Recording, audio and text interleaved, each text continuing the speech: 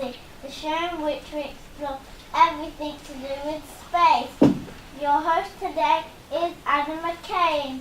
On today's show we have two leading experts who will be discussing whether the moon landing was fake or real. Dr.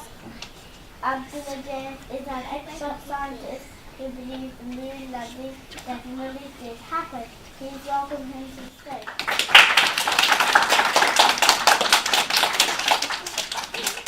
And Dr. Tim Watson, who is the expert of space. Can you put your hands together now?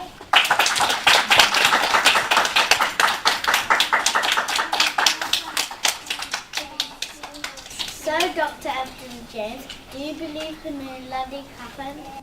Of course the moon landing happened. Why would all the journalists lie about the moon landing? Lots of investment went into the development of the spacecraft built for the moon landing. And we have Neil Armstrong's interviews of his experience when he landed on the moon. Millions of people around the globe watched this unfold.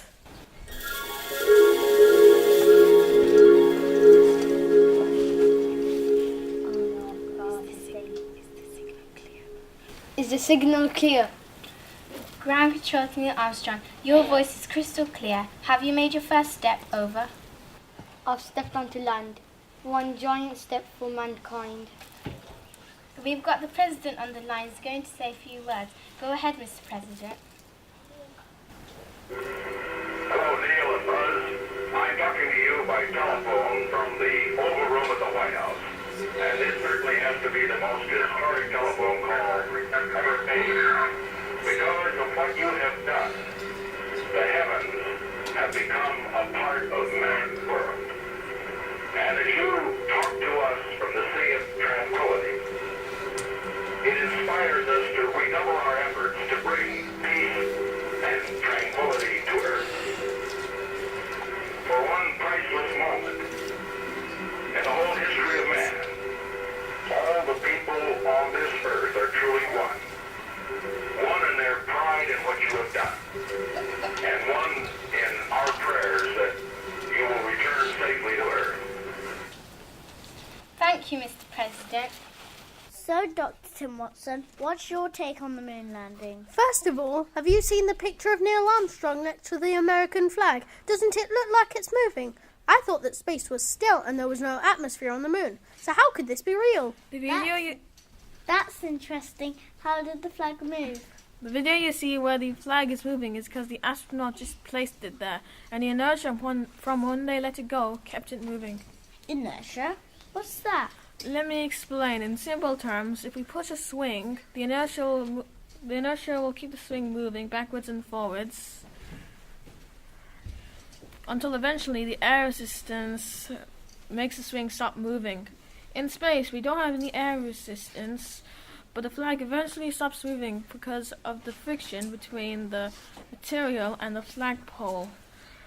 But it takes much longer to stop moving. This is what gives the illusion of there being wind in space. It still looks pretty fake to me. Looks like a Hollywood production. It's clearly not fake. No, let's be diplomatic. So, Dr. Tim Watson, is there anything else that supports your belief it's fake? Well, I believe NASA faked the entire thing and the astronauts are in on this for the money and have agreed to keep it a secret. I think it's a whole conspiracy theory, from top government level right down to the astronauts involved.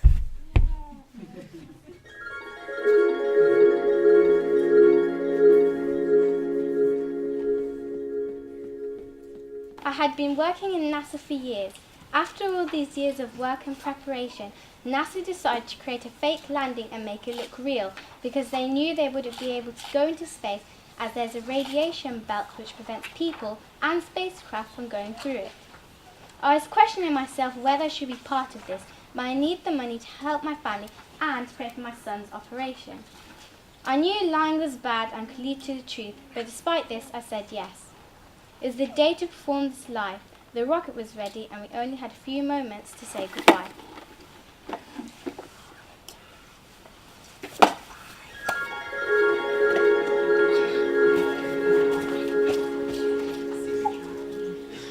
That's fascinating insight, Dr. Watson. Indeed, I totally agree. If the astronauts are in on this conspiracy, then there must be lots of people, including the former president, who are aware it is fake. What's this about the radiation belt? What is it? Well, it's dangerous for people in spacecraft to go through this radiation belt as it can cause serious injuries or death. NASA even admitted they have to build something robust enough to allow them to go through the Van Allen belt. The radiation is too strong for our capabilities now, so how on earth did they do this in 1969? In the 1960s, things were far less advanced and therefore had more resistance to any sort of radiation. Our technology these days is far too sensitive to even magnets. Let me explain by using a short video. Thanks, Abdullah. My name's Natalia and this is Umar. There's an invisible magnetic field surrounding our Earth, protecting us from harmful solar wind that could annihilate Earth. The Van Allen belt is full of deadly radiation. To leave Earth's atmosphere, astronauts have to pass through it. The Van Allen belts are rings of energetically charged particles that have been captured by Earth's magnetic field. In order to reach space, astronauts have to pass through it. But would they have done this if they knew all the risks? Back to you in the studio. These Van Allen belts, where the Earth's magnetic field concentrates solar radiation, would be only dangerous if people lingered there for several days. In fact, astronauts risk through in a matter of hours, receiving a radiation dose no greater than a medical X-ray. You have me convinced. So am I right that the issue is sensitive computer devices? Even our phones and laptops can get disrupted by magnets, so I assume the radiation belt can harm the space station. Exactly. I'd love to hear your explanation of the multiple light sources in the images from the moon landing. What do you mean? There is only one light source, the sun. That's where you're wrong. Shadows cast by objects on the surface point in different directions, which proves there were multiple light sources, as in a TV studio.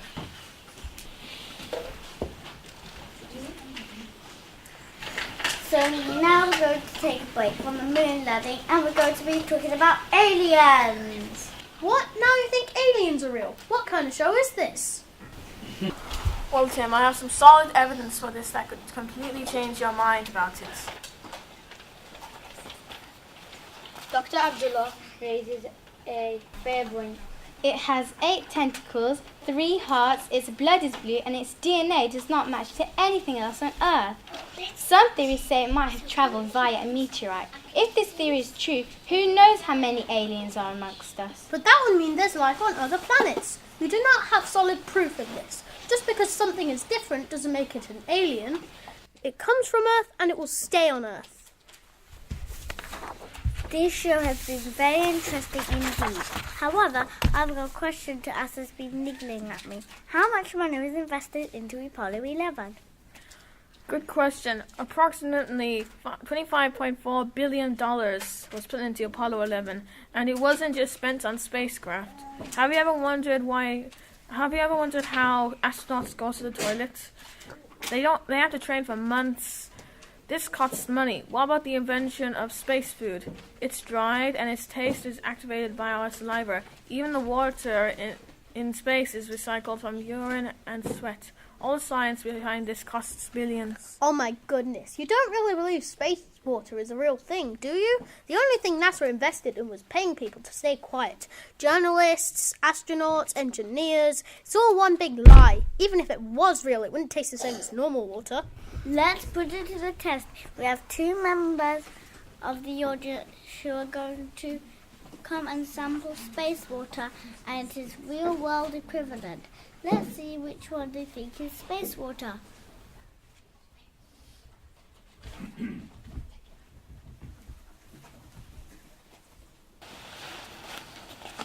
We have 1 bottle of space water and 1 bottle of regular bottled water.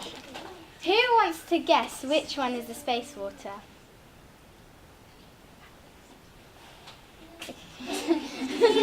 Okay, can I have you and you? you come and stand around here?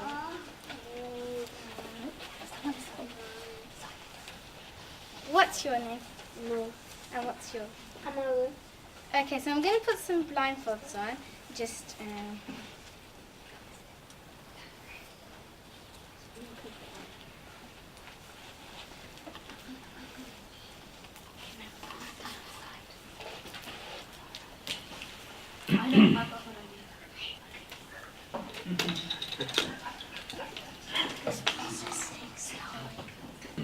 Okay, now you can take your blindfold off.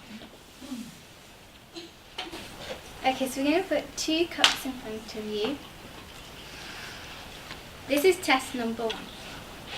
This is test number 1. Drink it.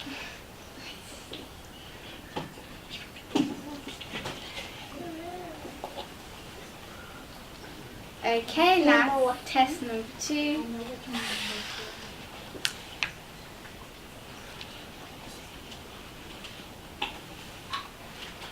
Okay. So, bear in mind that space water does contain recycled urine and sweat.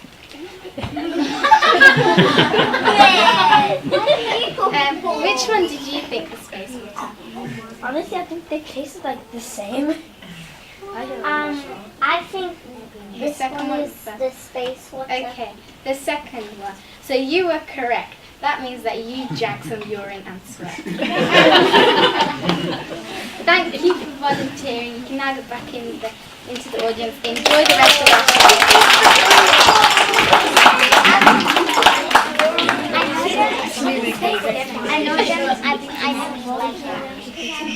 Fantastic! What an amazing experiment.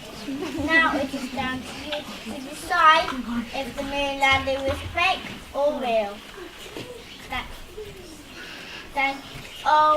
Our time's up here at Guns of Galaxy. See you soon. Thank you for watching.